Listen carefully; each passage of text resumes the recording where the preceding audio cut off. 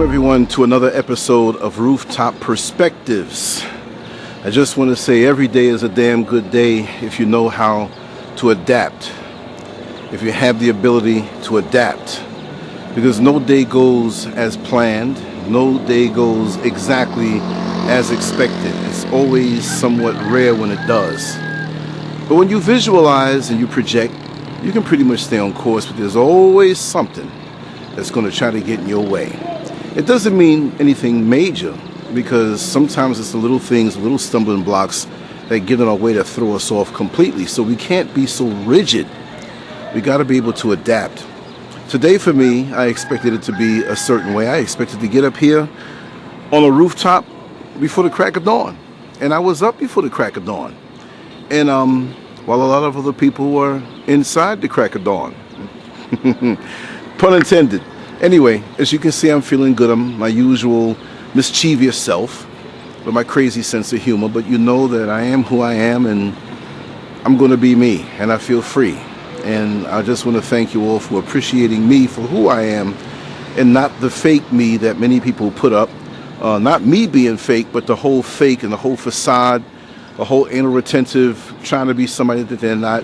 I really love being me and I enjoy being me, and this is how I can get in front of the camera every single day. If you wake me up out of my sleep and say, hey, talk about this, I'll wipe this stuff out of my eye and just keep talking about it.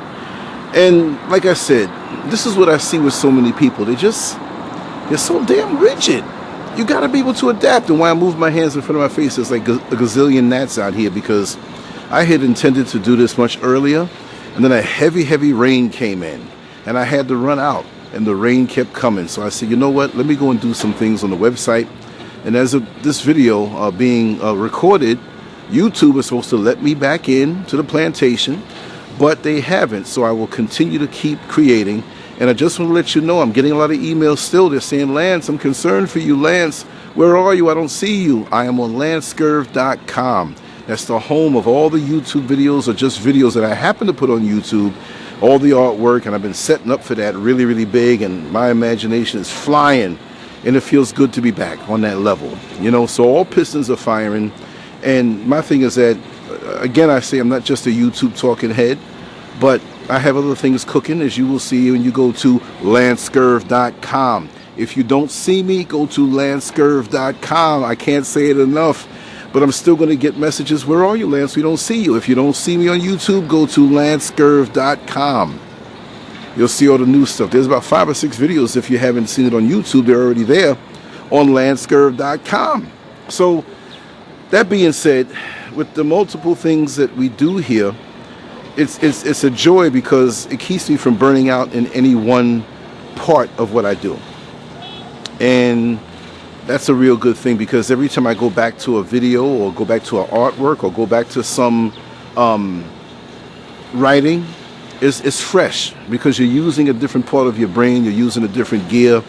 But if you're one-way Charlie at a time, it's easy to burn out. And I think that's one of the secrets that I've had over the last 20 years online, 2001 to 2021, and still going strong. I mean, I don't understand how some people out there who are the Hotep hustlers have called death on this platform. You must not know how zany I am. Man, you might not know how great I am. I'm the greatest of all times. I'm very humble. I don't think that about myself, but I do have confidence, and I do not believe in myself, but I know in myself. I know what I have on the inside. And how is somebody on the outside going to tell me what I have in my creative gas tank when they can't string 2 sentences together? Like that one, Ella, don't you? But much love to Angie Love. Much love to you. But you got to be able to adapt, and you got to have different plans, plan B through Z and beyond. And when something does come your way to stop you from something that you had the intentions of doing, guess what? It might be meant for you to sit down and think. You can always think no matter what. So even when you can't move your limbs to go and do what it is that you want to do, you can always sit there and think. And there's always something to think about. My brain never stops thinking. Never. It's just like what happened the other day. A young lady who has the apartment across from us, she went to her car and she says, oh my God, I forgot that I locked my car keys inside my car. I said, do you have any car keys inside your home? She says, no, I don't. And I was like, oh, no. It was even worse than that. She didn't even have the key to go inside. No, she had another car key inside the apartment. But she didn't have that key with her, right? Something like that. She was just stuck, right? So she's sitting there looking at the car, and I'm trying to be slick. I said, okay, well, maybe we can get a little wire or something because they're still doing a little construction here in this building. And I tried to push it through and try to, like, you know, do the Jimmy thing, but it wouldn't work. And it kind of made some scratches on her car. And I told her, I said, listen, this is going to make scratches. She says, it's okay. It's no problem. I said, okay. I tried, but I saw where I couldn't go too far with it. And so we're thinking of other alternatives to get her in. The other one was just to call the lock person. You know how you have the mobile lock units that go around and open up your vehicle. But she didn't want to do that. She was on her way to work. She wanted to go to work. She didn't want to be late for work. So I was like, man, what are we going to do? So I tried 2 of the doors on my side. We sat around and we sort of to think what we were going to do. She was about to call, and she went and tried the rear door on the driver's side, and it opened up. Now, some people would say, oh, that's God, that's God. Maybe it might be, right? It might be the creator. But say that door was left open. She locked her car keys in, but she forgot to actually lock the rear door on the driver's side. That one was a mistake. The other one was a mistake, but then really was it a mistake?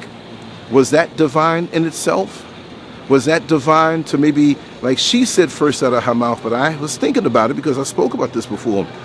When you're driving and maybe there's a traffic jam, or maybe you go to your car and something's wrong with it and you have to jump start it, or the tire's flat, you got to change it. Maybe that's a way of keeping you from a particular intersection where possibly if you were going smoothly, you'd end up in a fatal accident or a bad accident or just a mild fender bender, or maybe something you'd end up paralyzed for life from the neck down. Now, these things happen. And so a lot of us get angry because we can't adapt our attitude and say, you know what, I need to go to work and I'm going to be a little late today. I accept that, but maybe there's something bigger in this picture that's even better that I probably won't even know about. So think about the times that you were somewhere and that little voice talked to you and said, listen, we got to go. Think about maybe you were supposed to go somewhere with a bunch of people and they kind of forgot you and didn't pick you up and you got mad. You still went, but you found out that they got into an accident. You just never know. And so be thankful to the Creator for all of the things that we don't know, that we were saved from. How about that? See, we know when we have near misses, and that's the minuscule amount of things that we know. There are so many things that are going on in this atmosphere, pro and con, negative energy as well as positive energy, neutral energy, which is really negative energy and drag, trying to masquerade as not being negative. Like I always say, you have positivity, negativity, and neutrality is also negativity. Because if you can't make up your mind to be positive, then guess what? You're damn negative. I don't want no switch hitters around me as far as not knowing if they're positive or not, right? And positivity is not just you saying it that I'm positive, but no, it's you showing me your path and what you've done in your life and what you are producing. That shows me if it's positive, if you're really about it, if you have that level of stick-to-itiveness. That's what tells me, right? But that's your business. Because, I don't mean to be funny to my people, my family here, but I'm just saying, for those naysayers, that's your business. You know why? And if you hear any banging, that's a little construction going on. They're building a home over there. And like I said, we have to live with ourselves. It's only us that knows what we have truly inside. It's only us that truly knows the intent of our heart. Now, you get a brother like me who can look through most people, 99.99%, and look through them like a cheap novel at a dime store, 5 and dime store. And those are the people that get pissed off at me because they know I can see them for what they really are. And I beat them to the punch by getting rid of them every chance that I get. Oh, that's what you're all about? We don't have to get in any confrontation. You just don't have the beauty of me. You just don't have the resources of me, right? So you'll remember it and you'll think about it when you need or want to, and you say, I can't do this because I burnt that bridge. That's the biggest victory. So you don't worry about it. You go on being positive. You go on cultivating and manifesting, because that kind of heart with a foundation can't really last too long. You can not do the foundation right, but put the first floor, the second floor, the third floor. After a while, it's going to crumble because you know that the foundation isn't right. It's not for me to say. It's not for me to say. It's not for me to say. It's for you to know. So people, don't worry about these people who you know are negative and they're going about their way. Let them go on because they have to deal with the venom that's inside of them. It's like this. To me, the human venom that people have for you or other people, there's a certain amount of time that they can hold this venom before it starts to seep in to their own spirit, seep into their own soul, and poison themselves. People with evil intent in their heart for you to want to hold you back because you're so positive, because you're so loving, because you're an empath. How about that? Many of us who are empaths, who are sensitive to the atmosphere around us, who can feel things in people that they may not reveal in a loving manner, in a supportive manner. We have other people who don't like that about us because they don't have that. They're not about that. They're about me and about what I want, and I must control this and I must control that. And here this person is glowing naturally, loving naturally as an empath and beyond. And you will find that person to be your enemy, even when you didn't know that they were your enemy. They resented you for the natural skills and abilities that you have and how people reach out to you and how you have a sensitive heart and they want to look at it as something soft. No, love could never be soft. Love is the toughest. And I don't mean tough like it's bad. I mean, when you see a person who tries to be a bad man or a bad woman, love is the toughest thing because love will have you knock mountains down. Love will have you lift a truck up off your little baby if it falls near your little baby. Love is something that when you fight in love, you always win. I don't have to walk around puffed up and saying that I'm connected to this and I did this ritual, I did that. No, I love. The love that my mother has for me, the love that my father has for me still lives on to this day. I don't know nothing about nobody else. I know that the ones that I sat and talked to before they transitioned, they love me and they support me, and they're not going to let anything happen bad to me unless I cause it to be by bringing in negative energy. But as long as I continue their legacy of love and understanding, doesn't mean I'm a fool, doesn't mean I'm a soft touch, because I'm probably one of the most relentless, murderous individuals that I know. And I don't mean murderous where I'm going to come to do murder to anybody unless you back me into a corner and try to do that to me. But I'm righteously murderous. I'm righteously relentless. You see what I mean? Because I'm not going to let anything negative come in my way and stop me and discourage me. When you bring me that kind of energy, guess what? I get stronger. So when you feed me anything that's not positive, I can still use it. And I've said this before, and I want you all to be that way. But you can only be this way when you're positive based.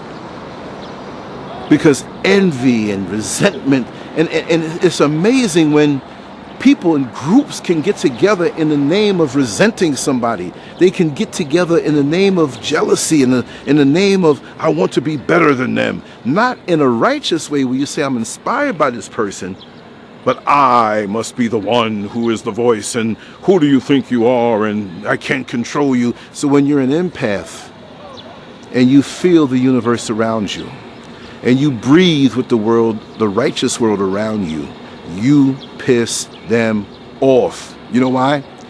Because you make those controlling narcissists realize that they are not the center of it all.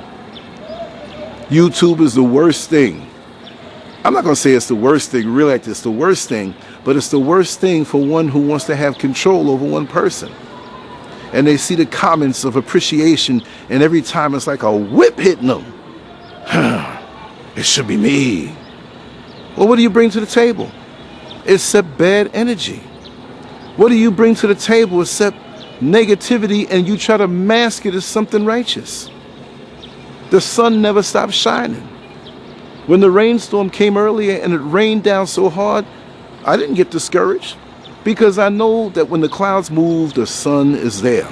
But you have to know this, and maturity will tell you this. When you're young, sometime if you didn't have the upbringing and reinforcement, then maybe you'll succumb sometimes. But after a while, you got to realize that you control your life. You control your day. You control your destiny. Nobody controls it more than you and your creator. You don't need anyone else to lord over you, to show you the way. What? Pastors? Pimps? Politicians? Why do all these things start with the letter P? Don't let me go there. I'll leave it alone. But no, seriously, why do we give up our right to guide our life according to the signal, direct signal that we get from our Creator, and say, you know what, this probably is not good. Let me cut this off, this connection off, and give it to this mere man who is full of ego, who is full of insecurity, who usually has an uncanny need to control you because of his insecurity or her insecurity. But they will say things that are so appealing to you. And because you don't have the knowledge to know that you don't need anybody else, all you have to do is to adapt and stay on course. They always catch you when you're down. They always catch you when you're going through pain, and when you walk through those church doors, or you meet that charismatic person who only sees you for the life force that they can suck out of you. They only see you for that. You're a meal for them. They're going to chew you up and spit you out after all the promises of we're going to make it to the promised land. Oh, please.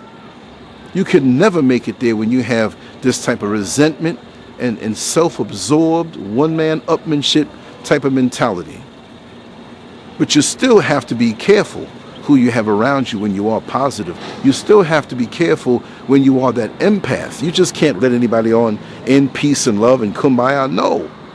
You got to be just as much as an assassin or of an assassin as they are who are negative, because you're doing something positive. And you can't allow people to come in and assassinate your dream. And you're going to be nice and let them do that. No, you can't do that. My best days are ahead of me. My best creative days are ahead of me. I'm free. I'm free. I'm freer than I was when I was in America, spelled with 3 Ks. So what am I supposed to do? Sit back and just eat mangoes and do nothing else? No. I'm going to go harder. And not harder in an imbalanced way, but we all should be moving toward building our legacy. We all should be moving toward that beautiful destiny that's there for us. Don't let the white man system tell you that you have to go through him to be all that you can be. All these plants and mangoes and oranges and callaloo and greens and coconuts and all this stuff and exotic fruits I never even tasted before that's here in the motherland. They didn't say, well, you know, we can't grow. We got to go to America and go to this particular corporation of the UK and ask them permission to grow. These bugs flying around me. Ain't no mosquito asked me for no permission to bite me in my leg and take my blood or inject me with malaria like it happened back in 2019. No, they went on and did it. So why should you be any different? You have a legal right to satisfy your needs, and you can have a few wants as they come. But you are part of this human family. You're part of this universal chain, the universal laws. But you give that up, and you got to step in and ask a man for permission. Man tell you, do this, do that. Oh, see them over there? Don't speak to them because I'm your God. You're going to find out after a while.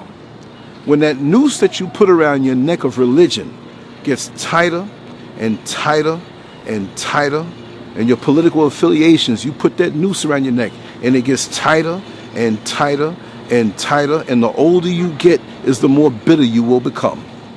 Isn't that something? Because it's not giving you what you need. You can't breathe. You know those old sweatsuits they used to give you?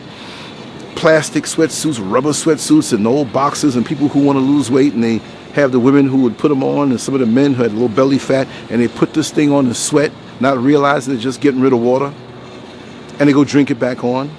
But it made them feel like they're doing something, because when I got in from running, I was 8 pounds lighter, because you lost that amount of water.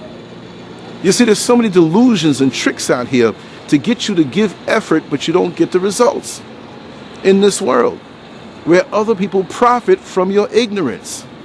If you'd only learn how to dissect reality around you and adapt to what's needed so you can stay on course. It doesn't mean when you have to take a detour, you're trying to get here, but the road is blocked there. So what you're going to do is sit there and wait for it to unblock. It might be an avalanche in the road from a mountain, and it may be like 2 months before they clear the road. You're going to sit there? No. You have to use your brains and get around that and continue on. Many people tried to set me up to lose this platform or get discouraged, or I don't know what they thought was going to happen. I'm made for this. I'm built for this. I'm born for this. How dare you even entertain the thought? Like Mike Tyson said, how dare they challenge me with their primitive skills? But you have to have that inside of you too. You have to have this knowledge, and you have to be extremely confident. So what if other people say you're cocky? Let them say that. If you know you're confident and you're not cocky, and they say you're cocky, all they're doing is saying that to you to bring you down a notch, because they don't like the fact that you're confident. You didn't have to ask them permission to be so. I used to have this woman call me, and you know you're a narcissist. You know you're a narcissist. No, don't tell me that. I know I'm not that. You insecure when you look in the mirror. You don't like yourself. You were told or reinforced from a young age that you don't like yourself, and you've absorbed it, and now you're going to spit it back at me because I'm confident. I don't care if I was the ugliest person in the world.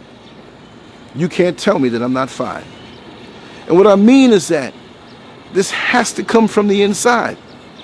I don't look for validation on the outside. I never did. When I worked out as a teenager, 14, 15 years old, didn't know how I was training, 16 years old, put myself up on the stage, got my butt kicked, but I still looked good for the street. But I stuck to it. Some people, oh God, he'll never make it. He'll never get there. He'll never become anything in the sport. And I did it without drugs in a short period of time, and then walked away from it. Wasn't killing me. Wasn't going to walk around dehydrated, overtrained, tearing down my body. No, I'm not going to do that. And damn sure wasn't going to put any steroids in my body. But people will tell you what you can't do, but for them to go and tell you what you can't do, that means they abandon their legacy of what they're not doing. So I have no time to tell you what you can't do. I'm too busy honing and polishing and improving what it is that I must do with the time that I have on this earth before my transition. Every day, every day, every day. YouTube knocked me off. I started doing this rooftop stuff. It's going to come back where I upload it. Where'd all this come from? Or he wasn't sitting down? No, because I'm bigger than YouTube. You're bigger than your job. You're bigger than your political affiliations. You're bigger than your church. All of these things are there to minimize you and make you feel little and benefit from the collective minds of little-minded people who say they believe in I believe in a mighty God. But they refrain from doing mighty things. But then when you see me say that I'm going to do things that you deem to be impossible, you want to put another label on it. But if I stepped in a church and said that I'm doing this, oh yeah, he must be a pastor. He must be a man of God. Well, let's just say the European concept of God is the truth. And you say you're a man and woman of God. Then why are you doing such small things? What? It's like with black people who are in the church, and I'm not just going to get to the church, but they talk all this mighty God stuff, but they're the biggest subservient entities on a white man's job. That's why they love you saying that you're a Christian so much. Oh, we got this one in the bag. This person's a Christian. How you know? You see, they got the Bible on their desk, and I saw their Facebook page and up in the choir, and they falling out and waiting for Jesus and whatnot. Oh, we'll never have no problems from this one. But what about Lance? I don't know about him. I heard he has this website. Yeah, I saw it. We're going to have problems out of him. I don't know. He may not last here a week. But I never let things like that get in my way. I've held down jobs and done well and never brought that to task or never brought that to the forefront. But they're sitting there working next to you, mad at what they went home and creeped up on your site and saw and they don't like. I'm not here for you to like what I do in my personal time. If you choose to go on my website, which really is going to get more intense now, so thank the Creator, I'm not just on a job because they'd fire me real quick, but I fired them first. And I'm free. So I'm a thorn in their side. Anyway, this is not going to last too much longer. I have something to do. I got to make a run out, but I said, let me come out here and share a few words. I only did this one thing today, but we have all that stuff piled up from the YouTube. When they barred me, but did they bar me from creating? Did they bar me from thinking? Did they bar me from what? It's all about Lancescurv.com. They can't touch that. Spitting in the face of cancel culture and censorship since 2001. That's 20 years. And I'm going to continue to do that. And I got some illustrations that I'm going to shut up. I'm not going to say it no more. Give me a week. I'm going to show you something. I'm going to show and prove. And hold me to that. Anyway, I want to say salute to my brothers.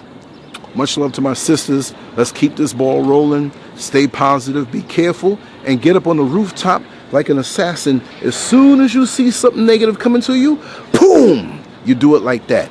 You have legal right to do so. You don't have to wait for these people to get mixed up on you and tell you negative things and try to find out your business and go run back and tell. You do what you do, and you don't have to apologize to a damn soul. Remember that. Lancescurv out. See you in the next one. Much love. It's been nice. Peace.